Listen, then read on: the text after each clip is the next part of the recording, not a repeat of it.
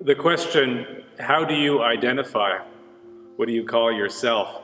Comes up a lot lately. And I truly believe it's important to respect the answer. And that is, if somebody identifies a certain way, it's important to identify them that, to call them by the way that they identify themselves. But whenever I'm asked that question, I usually say some smart alecky answer like, just don't call me late. Just don't call me late for supper. And that's from my Franciscan formation, where we're really taught not to be all that fussy about titles or about anything that might exalt us to any sort of degree. And so I think Jesus is the same way. Jesus doesn't demand to be called anything in particular. And I think it's important to, in discipleship, in virtue, to really just deal with however we are addressed. So I deal with it, however anyone addresses me.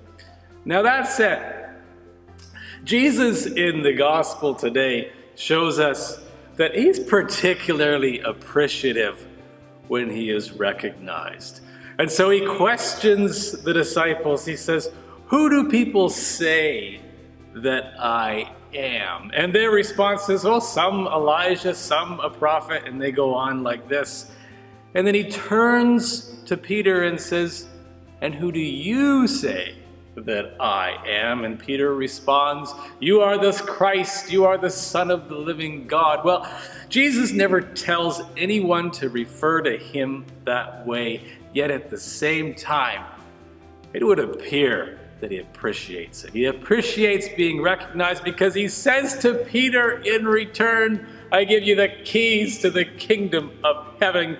You will bind and loose, and nothing will prevail against your judgment." Amazing. God gives everything to us. God gives us that power to bind and loose, the ability to do what he does, to forgive and even to hold grudges, unfortunately. Our God graces us with that freedom and the faith enough to use it rightly. But our God doesn't demand anything from us.